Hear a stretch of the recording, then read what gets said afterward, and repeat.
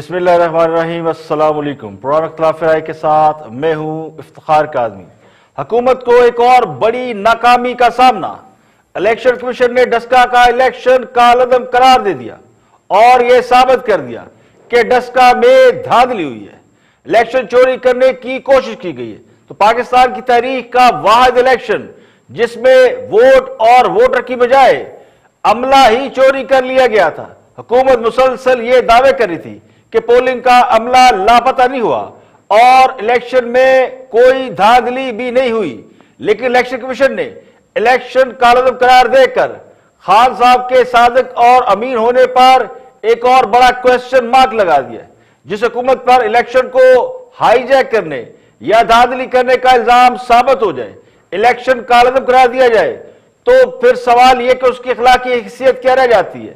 हुकूमत के खिलाफ अपोजिशन के बयानिए की जीत से हुकूमत को बहुत बड़ा धचका पहुंचा है और कहने वाले ये कहते हैं कि ये खान साहब के खिलाफ अवाम ने अदम एतमाद का इजहार किया है। अवाम इस मामले में सुरखरू हो गए, जबकि हुकूमत का इलेक्शन के हवाले से बयानिया मुकम्मल तौर पर नाकाम हुआ है।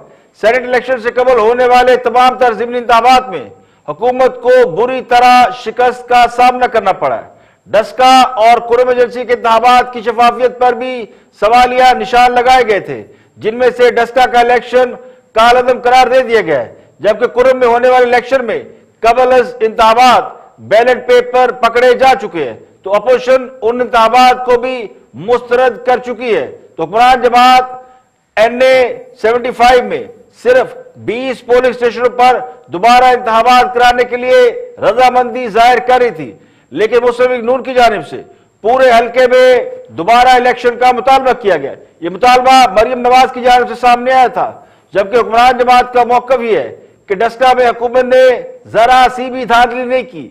अगर धांधली करना होती तो वजीराबाद में कर लेते, लेकिन हुक्मरान जमात इस बात का जवाब नहीं दे पा रही कि पाबंदी के बावजूद इस इलाके में अपनी मर्जी का SP क्यों लगवाया गया। 20 पोलिंग स्टेशनों का हमला किसने गायब कराया और क्यों गायब कराया। सरकारी मशीनरी जो सरकार के मातहत थी वो राब्तों में क्यों नहीं आ रही थी, चीफ सेक्रेटरी दस्तयाब क्यों नहीं थे, और सबसे अहम बात यह कि जिन्होंने इलेक्शन में फायरिंग की उन अफराद को पुलिस ने गिरफ्तार क्यों नहीं किया। तो दर्जनों सवालात ऐसे थे जिनका हुक्मरान जमात के पास कोई जवाब नहीं है। अब किसी को अच्छा लगे या बुरा लगे, मगर हकीकत यह है कि डस्का का इलेक्शन मुल्क की तारीख में एक टर्निंग पॉइंट बनकर सामने आया है, जिसने इदारों की खुद मुख्तारी और ताकतवर हल्कों की सियासत में अदम मज़ाहरत के शवाहद दिए हैं, मगर इसके साथ साथ यह भी साबित कर दिया है कि अवाम में जमहूरी शऊर बहुत ज्यादा बढ़ चुका है और अब लोग वोट चोरी के खिलाफ उठ खड़े हुए हैं। NA 75 में हुकूमत की धांधली साबित हो गई है। इलेक्शन कमीशन ने पूरे हल्के का इंतखाबात कालअदम करार देकर 18 मार्च को दोबारा इलेक्शन कराने का ऐलान कर दिया है। 21 फरवरी को होने वाले इलेक्शन में वसी पैमाने पर धांधली के शवाहद सामने आए थे। 20 पोलिंग स्टेशनों का अमला नताइज समेत लापता हो गया था पुरस्कार तौर पर। NA 75 में PTI के अली असजद मल्ली और मुस्लिम लीग नून की नौशीन इफ्तिखार उम्मीदवार थी। इलेक्शन के दौरान बदनज़मी और पोलिंग सुस्त करने के लिए फायरिंग के वाकयात सामने आए, जिसके नतीजे में 2 अफराद जान से गए। कई पोलिंग स्टेशनों के दरवाजे बंद करा दिए गए, घंटों पोलिंग का अमल रोका गया। इलेक्शन कमीशन के रिटर्निंग अफसर ने जो अपनी रिपोर्ट जमा कराई उसमें यह इंकशाफ किया गया था कि 20 प्रिजाइडिंग अफसर नताइज समेत लापता हुए, उनके फोन बंद थे और वो सुबह यानी अगली सुबह इलेक्शन कमीशन पहुंचे तो अपनी अदम दस्तयाबी के बारे में कोई माकूल जवाब पेश नहीं कर सके। RO के बयान के बाद इस बात का इम्कान बढ़ गया था कि मशकूक पोलिंग स्टेशनों पर दोबारा पोलिंग का हुक्म दे दिया जाए, जिनमें वोटिंग की शरह भी दूसरे पोलिंग स्टेशनों के मुकाबले में कई गुना ज्यादा थी। मोजाती तौर पर बाकी के पोलिंग स्टेशनों पर 30% और जिनके नताइज गायब हुए उनमें 90% वोटिंग की शरह थी। तो इलेक्शन डे के हवाले से इसके बाद कई वीडियो सबूत सामने आए, जिनसे यह अंदाजा हुआ कि मामला सिर्फ पोलिंग अमले के लापता होने तक महदूद नहीं है, बल्कि और भी बहुत सी बेज़ाब्तियां की गई हैं। अदालत ने अपने मुख्तसर फैसले में 18 मार्च को दोबारा इलेक्शन कराने का हुक्म दिया है।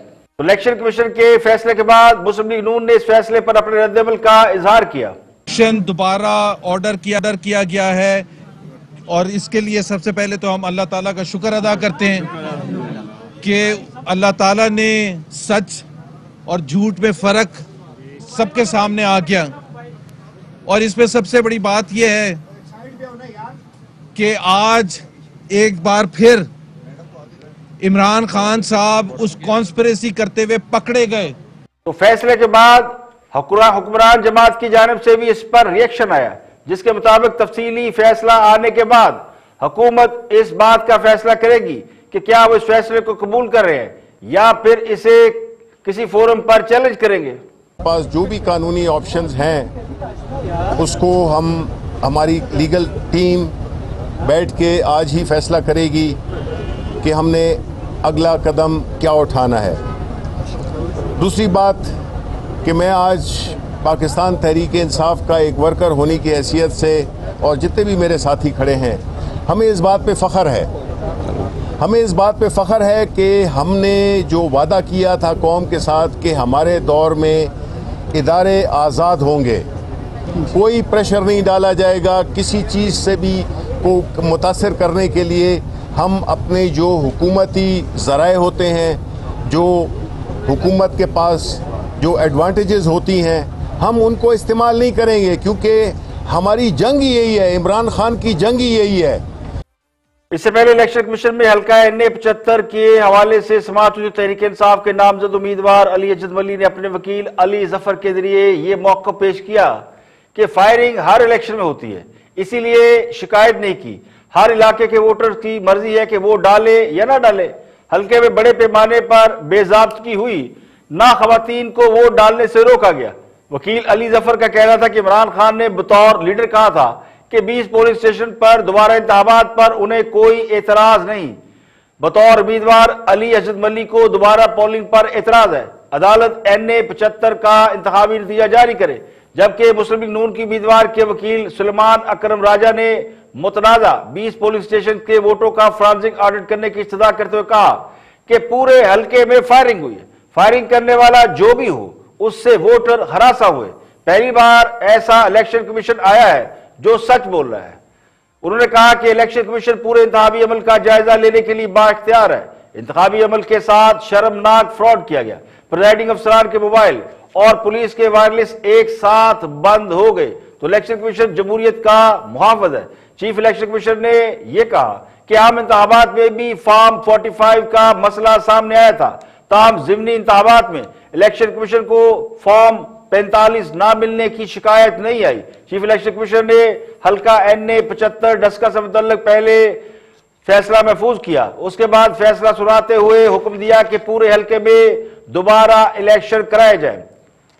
दूसरे PDM के सरबराह मौलाना फजल रहमान ने कल एक वीडियो पैगाम भी जारी किया, जिसमें उन्होंने अपने कारकुनों को लॉन्ग मार्च के लिए तैयारी का हुक्म दिया। PDM 26 मार्च को लॉन्ग मार्च का ऐलान कर चुके हैं। जराए कहते हैं मौलाना फजल रहमान इस बात को तस्लीम करने पर आमादा नहीं कि एस्टेब्लिशमेंट का सियासत में कोई किरदार नहीं रहा, और वो इस बात का अमली सबूत दे रहे।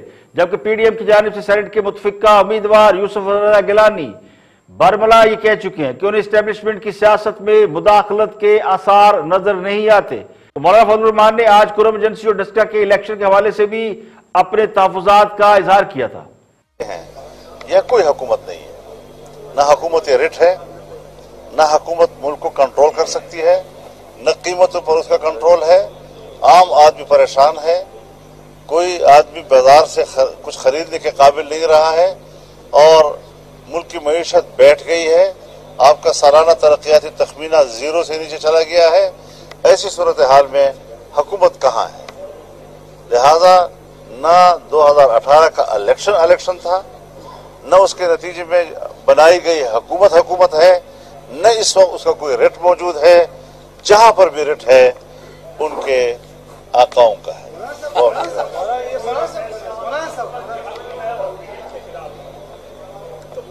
देखिए, अगर की बातें बाद में होंगे ना, अभी अगर और सुप्रीम कोर्ट में सदारती रेफरेंस की समाअत के हवाले से अटॉर्नी जनरल और दीगर फ्री कैन के दलाइल मुकम्मल होने पर सुप्रीम कोर्ट ने राय महफूज कर ली है।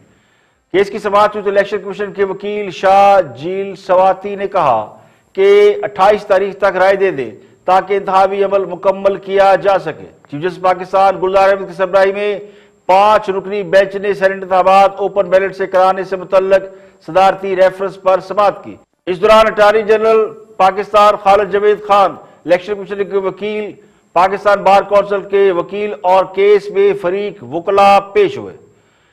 5 रुकनी बेंच में जस्टिस गुलजार अहमद के साथ जस्टिस बशीर आलम, justice Umar Ata बदियाल, justice Ijajul Hasan, justice Yahya Afridi शामिल है। सदर की जानिब से अदालत उस्मा को भेजे गए रेफरेंस पे पहली समाअत 4 जनवरी 2021 को हुई थी, जिसके बाद से इस पर रोजाना की बुनियाद पर समाअत की जा रही। आज होने वाली समाअत के आगाज पर पाकिस्तान बार काउंसिल के वकील मंसूर उस्मान अवान ने दलाइल दिए। उन्होंने कहा कि अरकान कौमी असम्बली का इलेक्शन बराह रास्त और सेनेट का इलेक्शन मुतनासिब नुमाइंदगी के जरिए मुकम्मल होता है। करप्ट प्रैक्टिस के खिलाफ इकदामात इंतखाबात से पहले होने चाहिए। अगर इस दलील को मान लिया जाए तो आइन का आर्टिकल 218 बेसूद हो जाएगा। उनका कहना था कि करप्ट प्रैक्टिस के इल्जाम को शवाहिद के जरिए अलहदा करना होता है। करप्ट प्रैक्टिस के जरिए इल्जामात को बैलेट पेपर के साथ अटैच नहीं किया जा सकता। जस्टिस उमर अता बदियाल ने कहा, असल मकसद तो करप्ट प्रैक्टिस को खत्म करना है। बैलेट पेपर बजाते खुद एक सबूत है। अगर रकम और बैलेट पेपर का ताल्लुक सामने आए तो इलेक्शन कमीशन को चेक रखना चाहिए। दौरान समाअत जस्टिस इजाजुल हसन ने कहा कि आर्टिकल 51 के तहत मखसूस नशिस्तों के इंतखाबात खुफिया कैसे होते हैं। मखसूस नशिस्तों का कोटा असम्बली में सियासी जमातों की नशिस्तों के तनासब से मिलता है। इस पर पाकिस्तान बार काउंसिल के वकील ने दलाइल दिए। उन्होंने कहा कि मखसूस नशिस्तों के लिए इलेक्शन कमीशन सियासी जमातों से फहरिस्त पहले ही वसूल कर लेता है। मुतनासिब नुमाइंदगी के जरिए मखसूस नशिस्तों पर दिए गए नामों की स्क्रूटनी यानी जांच पड़ताल होती है। स्क्रूटनी के बाद ही मखसूस नशिस्तों पर मुंतखब अरकान के नाम पब्लिक कर दिए जाते हैं। जस्टिस उमर अता बदियाल ने इस दौरान पूछा, क्या आप ये कहना चाहते हैं कि आर्टिकल 226 के तहत तमाम इलेक्शन कंडक्ट किए जाते हैं? वकील ने कहा, दरअसल हकीकत इलेक्शन का मतलब ही सीक्रेट बैलेट है। अगर सेनेट इलेक्शन ओपन बैलेट से किया गया तो इसका असर तमाम इंतखाबात पर होगा। जस्टिस चीफ जस्टिस ने इनकी बात पर रिमार्क्स दिए कि अदालत के सामने सवाल सिर्फ आर्टिकल 226 के निफाज का है। चीफ जस्टिस ने कहा कि क्या वजह है इंतखाबी अमल से करप्शन के खात्मे के लिए तरमीम नहीं की जा रही। इंतखाबी अमल शफाफ बनाने के लिए पार्लियामेंट में करारदादें मंजूर हुई है। पीपल पार्टी दौर में भी सेनेट इलेक्शन के हवाले से मौका था। सियासी जमात सेनेट इलेक्शन में करप्ट प्रैक्टिस को तो तस्लीम कर रही है, तो वीडियो भी मौजूद है, तो क्या अब दोबारा वही कुछ करना चाहते हैं? चीफ जस्टिस ने रिमार्क दिया कि सब करप्ट प्रैक्टिस को तस्लीम भी कर रहे हैं, खात्मे की बात भी कर रहे हैं, लेकिन इकदामात कोई नहीं कर रहा। हर जमात शफाफ इलेक्शन चाहती है, लेकिन बिस्मिल्लाह कोई नहीं कर रहा। चीफ जस्टिस ने कहा कि असम्बली के इंतखाबात के खुफिया होने का जिक्र ही नहीं, लेकिन वो खुफिया होते हैं। इस पर मंसूर उस्मान का कहना था कि हर वोट का खुफिया होना लाजम है ताकि कोई भी वोट पर असरअंदाज ना हो। वोटर को वोट के जरिए फैसले का इख्तियार दिया गया है। मुतनासिब नुमाइंदगी असूल दोनों ईवानों के लिए। उन्होंने कहा, सियासी इत्तेहाद हमारी तारीख है। बलूचिस्तान के मामले को बतौर मिसाल देख ले। बलूचिस्तान असम्बली में कुल 65 अरकान है। वहां पर असम्बली में 10 सियासी जमातें हैं, 1 आजाद रुकन है। सिर्फ 3 जमातें मेजोरिटी रखती है। बाकी जमातों का क्या होगा? वो इत्तेहाद करके सूरत हाल को तब्दील कर सकती है। तो बलूचिस्तान में सियासी इत्तेहाद कोई भी सूरत हाल बना सकता है। उनकी इस बात पर चीफ जस्टिस ने कहा कि यह सवाल हमारे पास नहीं, आप इसको रहने दें। सिंगल ट्रांसफरेबल वोट और मुतनासिब नुमाइंदगी का मामला सदर ने नहीं उठाया। चीफ जस्टिस ने कहा कि हमें सियासी इत्तेहादात से क्या लेना देना, हमने रेफरेंस से पूछे गए सवाल तक महदूद देना है। हम अपनी हद से बाहर नहीं जाएंगे, हमें जुजियात में नहीं जाना। इलेक्शन कमीशन बदनुमानी के खिलाफ मुहाफिज है। वोटर एक कमरे में बैठकर किसी के साथ खुफिया मुआहिदा करे तो इलेक्शन कमीशन क्या कर सकता है? बदनुमानी तो होगी, लेकिन इलेक्शन कमीशन लाइलम रहा। चीफ जस्टिस ने रिमार्क्स दिए कि 1974 से आइन बना, मुतअद्दिद कानून साजी हुई, लेकिन किसी ने इस मसले को नहीं देखा। पार्टी मुस्लिम लीग नून ने हुकूमतों के बावजूद इस पर कुछ नहीं किया, पार्लियामेंट ने भी कुछ नहीं किया। ताहम तहरीक इंसाफ की हुकूमत ने अब इस मामले को उठाया है। गलती को रोकने के लिए मौजूदा हुकूमत इकदाम कर रही है। बार काउंसिल के वकील ने कहा, पार्लियामेंट में पहले से बिल मौजूद है। चीफ जस्टिस ने कहा, पार्लियामेंट अगर बिल से मुत्तफिक है तो पास करे, वरना मुस्तरद कर दे। किसी एक पार्टी का मामला नहीं, तमाम सियासी पार्टियां ऐसा ही चाहती है। वकील ने कहा कि आइन में वक्त के साथ साथ नमू होती है, कानून साजी का इख्तियार पार्लियामेंट का है। मंसूर उस्मान ने दलाइल दिए, ऑर्डिनेंस को चैलेंज किया गया। हुकूमत कहती है कि इलेक्शन एक्ट में तरमीम हो, अदालत रेफरेंस का जवाब दिए बगैर वापस करे या मुस्तरद करे। चीफ जस्टिस ने कहा कि ऑर्डिनेंस हमारे पास नहीं, हम देखेंगे कि जवाब देना है कि नहीं। अदालत में एक और वकील खुर्रम चुगताई मौजूद थे, उन्होंने भी दलाइल दिए। उन्होंने कहा कि वफाकी हुकूमत को अदालत से राय मांगने का इख्तियार ही नहीं। चीफ जस्टिस ने रिमार्क्स दिए कि अदालत में रेफरेंस सदर पाकिस्तान ने भेजा है। जस्टिस इजाजुल हसन ने सवाल किया कि आप सदर को बुलाएं, उनसे पूछें कि उन्होंने ये सवाल क्यों किया, उन्हें ये सवाल अवामी अहमियत का क्यों लगा। इस पर खुर्रम चुगताई ने कहा कि अटॉर्नी जनरल वफाकी हुकूमत के वकील होते हैं, सदर के नहीं। अदालत में एक और वकील मौजूद थे, एहसन इरफान। उन्होंने कहा कि सदर, सेनेट और असम्बली एक सतून के 3 हिस्से हैं। कैसे मुमकिन है सतून का एक हिस्सा आईनी हो और बाकी 2 नहीं। जस्टिस इजाजुल हसन ने रिमार्क दिया कि अटॉर्नी जनरल ने मुमकिन नहीं इलेक्शन के हवाले से बात की थी। सेनेट इलेक्शन पर आर्टिकल 226 के इतलाक से मुतल्लक कोई अदालती फैसला नहीं है। अटॉर्नी जनरल और दीगर वकला के दलाइल मुकम्मल होने पर अदालत ने राय जो है महफूज कर ली और इसका फैसला या राय अदालत आज या कल किसी वक्त सुना सकती है। यहां पे लेंगे एक ब्रेक और ब्रेक के बाद वापस आएंगे और भी हम मौजूद आपके साथ शेयर करेंगे। हमारे साथ रहिएगा।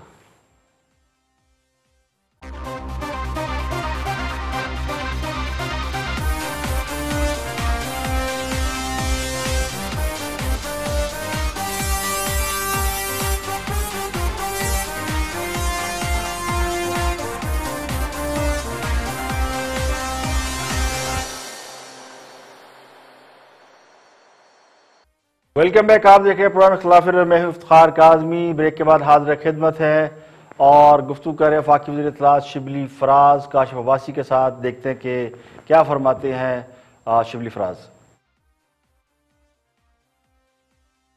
सबसे बड़ा चैलेंज देखिए, मैं आपको बता रहा हूं कि देखिए नया पाकिस्तान बनना शुरू हो चुका है। अगर आप ये समझते हैं कि जो 70 साल की या वो बीमारियां नहीं, देखे ना, ये आप देखिए, आप जैसे लोगों से तो ये तवक्को की जा सकती है कि चीजों को समझें, कॉम्प्लेक्सिटीज को। Give me one example. मैं कल से चीख के कहूंगा ये ठीक हो रहा है।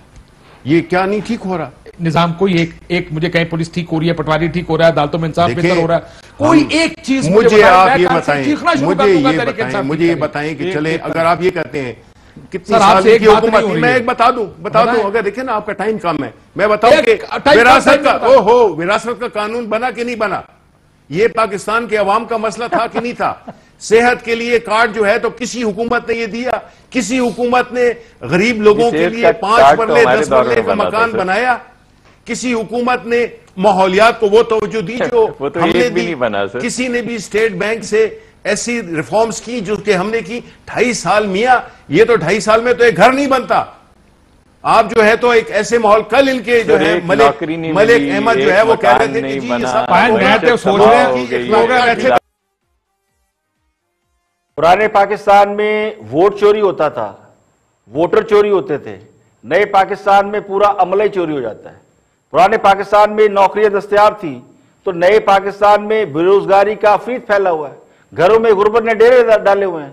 तो लगता यूं है कि पुराने पाकिस्तान में जो मंसूबे थे वो जमीन पर बनते थे और नए पाकिस्तान में भी मंसूबे बन रहे हैं, मगर हवाई और खलाई मंसूबे। रात को ख्वाब में देखता है कि हमने हेल्थ कार्ड बना दिए और लोग लाइन लगाकर हेल्थ कार्ड ले रहे हैं, इलाज करा रहे हैं। जो बीमार नहीं वो भी हेल्थ कार्ड इस्तेमाल कर रहे हैं और बादशाह सलामत को हाथ उठा उठा कर दवाई दे रहे हैं और सुबह फिर कौम को बताना शुरू हो जाते हैं कि हमने तो बड़े मंसूबे लॉन्च कर दिए। तो मुझे तो लगता है कि जिस किस्म के हालात इस वक्त पाकिस्तान में है वो शायद पैदा इसलिए किए जा रहे हैं कि लोग बीमार हों और हेल्थ कार्ड पर निसार करें। अगर हेल्थ कार्ड हुकूमत का प्राइम प्रोजेक्ट है तो फिर पहले लोगों को बीमार होना पड़ेगा, तभी हेल्थ कार्ड की अहमियत का लोगों को एहसास होगा। अब हुकूमत जिस हेल्थ कार्ड का प्रचार कर रही है, ग्राउंड रियलिटी में वो मौजूद ही नहीं है। कम से कम 3 सूबों के बारे में जानता हूं, खैबर पख्तूनख्वा का मुझे नहीं पता, लेकिन सिंध, पंजाब और बलूचिस्तान में तो हेल्थ कार्ड ग्राउंड पे नहीं है। ये उसी तरह का मंसूबा है जिस तरह बिलियन ट्री में ना बिलियन है ना ट्री है, इस तरह हेल्थ कार्ड भी हमें तो हवाई बातें लगता है। तो पुराने पाकिस्तान में लोग लीडरों को शर्म दिलाते थे, कोई शर्म होती है, कोई हया होती है, तो शर्म भी आ जाती थी किसी ना किसी को। नए पाकिस्तान में तो डिक्शनरी में से इज्जत, गैरत और अखलाकियात जैसे सारे नाम निकाल दिए गए। अब नए पाकिस्तान में जो कौम को मिला है वो लंगर खाने मिले हैं, पनाहगाहें मिली हैं और हर वो काम मिला है जो चंदे और अतिये से चले। ये नए पाकिस्तान का प्राइम प्रोजेक्ट है। आगे बढ़ते और बात करते हैं हमजा शहबाज की। लाहौर हाई कोर्ट से जमानत के बाद बहुत से लोग इस बात पर एतराज करें कि हमजा कैसे रिहा हो गए या उनकी जमानत कैसे हुई। वैसे आज वो रिहा हो ही जाएंगे, लेकिन इरशाद भट्टी साहब उस पर खासे नाराज हैं कि हमजा शहबाज क्यों रिहा हुए। देखते हैं कि क्या फरमाते हैं।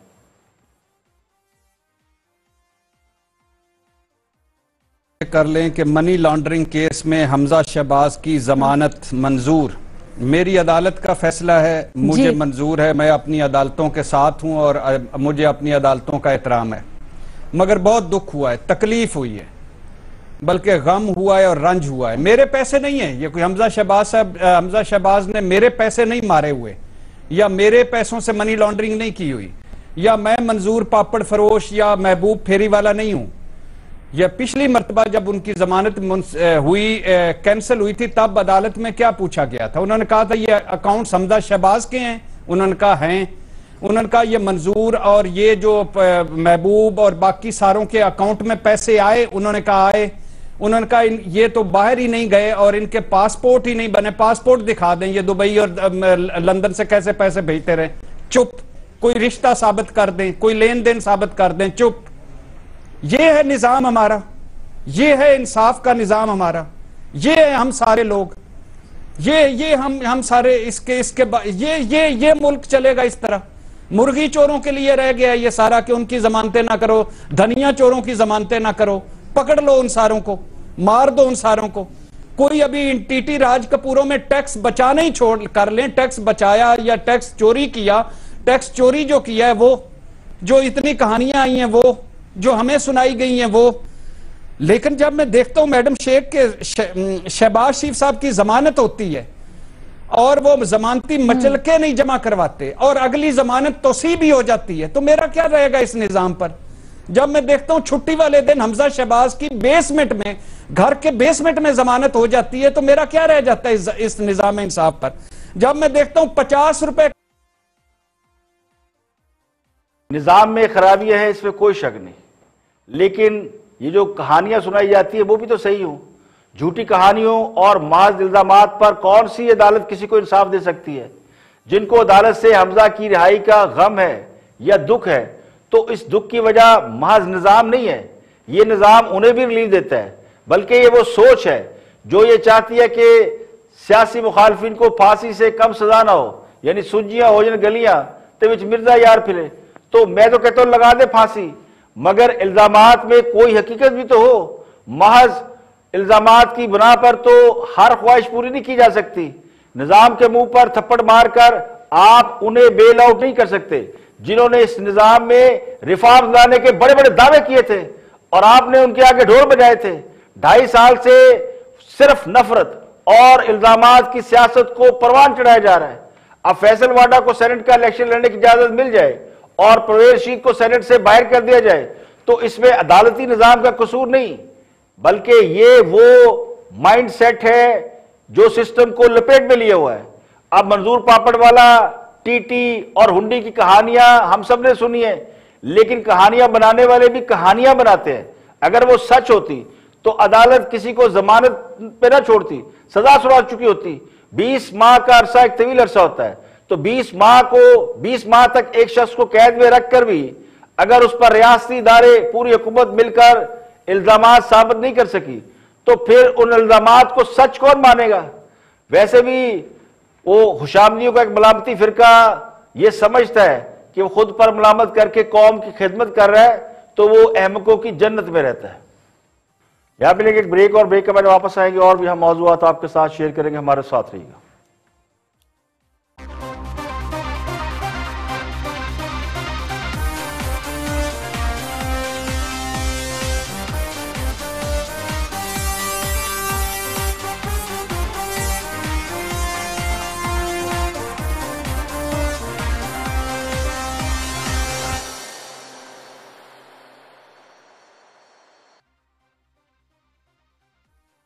Welcome back. आप देख रहे हैं प्रोग्राम इख्तिलाफ राय और मैं इफ्तिखार काज़मी। ब्रेक के बाद हाजिर खिदमत है। आगे बढ़ते हैं और कुछ दोस्तों की बात करते हैं। हमजा शहबाज की रिहाई और उसके बाद मुस्लिम लीग की सियासत, उनका पसंदीदा मौजू है, तो देखते हैं हमारे दोस्त क्या फरमाते हैं।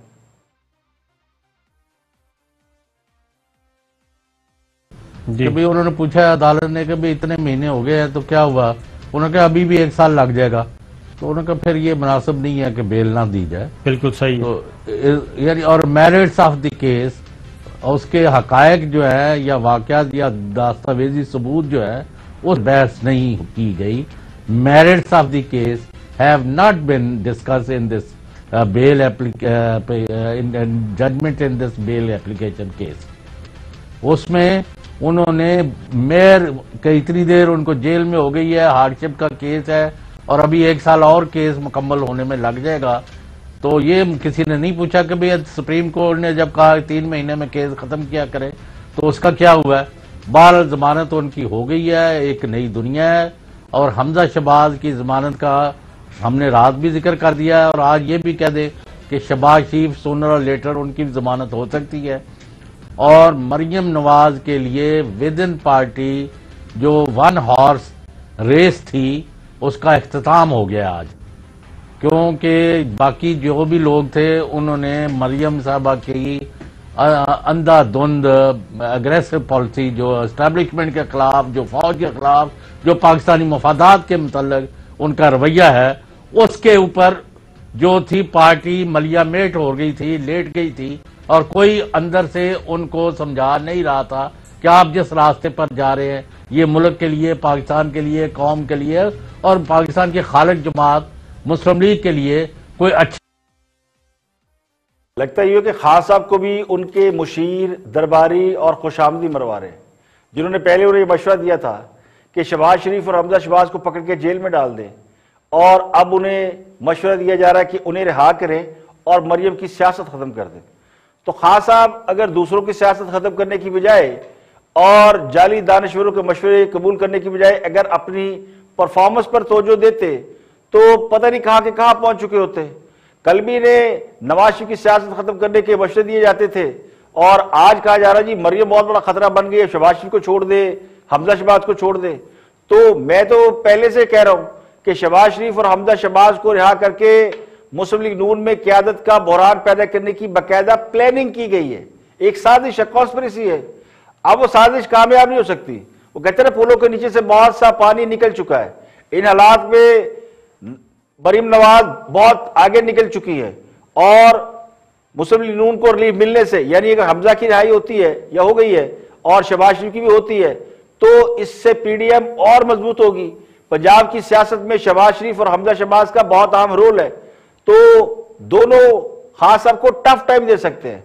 तो मेरा गुमान ये कल को खान साहब जब पीछे मुड़ के देखेंगे तो उन्हें पता चलेगा कि उन्हें मरवाने वाले दरबारी और खुशामदी लोग थे जो आने वाले वक्त में किसी और शाख पर बसेरा कर चुके होंगे। और आम खबर यह कि हुकूमत ने 1 मार्च से तालीमी इदारे मामूल के मुताबिक खोलने का ऐलान कर दिया है। वफाकी वजीर तालीम शफकत महमूद के मुताबिक मुल्क भर के तालीमी इदारे 1 मार्च से हफ्ते में 5 रोज के लिए खुलेंगे, यानी हफ्ते में 5 दिन तालीमी अमल होगा। कोरोना की वजह से बड़े बड़े शहरों में स्कूलों पर क्लासेस को छोटे ग्रुपों में तकसीम करके पढ़ाने की पाबंदी का इतलाक 28 फरवरी से खत्म हो जाएगा।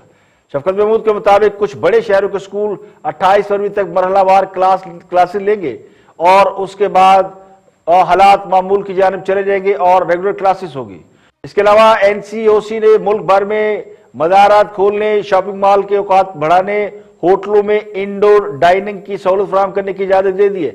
अब शादियां भी हॉल्स के अंदर कर सकेंगे, बाकायदा इसकी इजाजत दे दी गई है। इसके अलावा पाकिस्तान सुपर लीग इसके जो मैचेस है इसमें तमाशाइयों की तादाद बढ़ाकर 20% कर दी गई है और बाद मैचों में ये तादाद 100% होगी। तो कोरोना के हवाले से हुकूमत ने बाकायदा ये ऐलान कर दिया कि पाकिस्तान में हालात खासे बेहतर हो गए हैं, इससे तालीमी अमल रेगुलर होगा। वो जो तुलबा को छुट्टियां हो रही थी, एक दिन जाना एक दिन छुट्टी, वो खत्म कर दिया गया। इसके अलावा दफातर में जो 50% हाजिरी थी वो भी, उसका भी सिलसिला खत्म कर दिया गया। अब रेगुलर यानी back to the normal life. पिछले साल फरवरी में ये सब कुछ हुआ था जब तालीमी निजाम दरम बरम होकर रह गया था। 26 फरवरी को पहला केस सामने आया था और उसके बाद से 15 मार्च के बाद से मुल्क के तमाम तालीमी इदारे बंद किए गए थे। फिर उन्हें 15 सितंबर को खोला गया, फिर कोरोना की दूसरी लहर आई जिसकी वजह से 26 नवंबर को तमाम सिस्टम दोबारा लिपेटा गया, तालीमी इदारे बंद किए गए। तो 1 फरवरी से मुल्क भर में तालीमी इदारों में सरगर्मियां बहाल हैं और अब हुकूमत ने खुशखबरी सुना दी है। NCOC ने जो एक इदारा बनाया गया था नेशनल कमांड का कोरोना के हवाले से, उसने ये इतला फराहम की है कि मार्च में back to the normal life यानी तमाम मामूलात जिंदगी दफातर में, तालीमी इदारों में और आम आवाम की जिंदगी में नॉर्मल लाइफ बहाल कर दी गई है। तो ये एक अच्छी खबर है। आज के लिए इतना ही, कल फिर हाजिर होंगे मजीद खबरों तबसरों तजियों के साथ। प्रोग्राम खिलाफ राय से इफ्तिखार काज़मी को इजाजत दें। अपना बहुत बहुत ख्याल रखिएगा।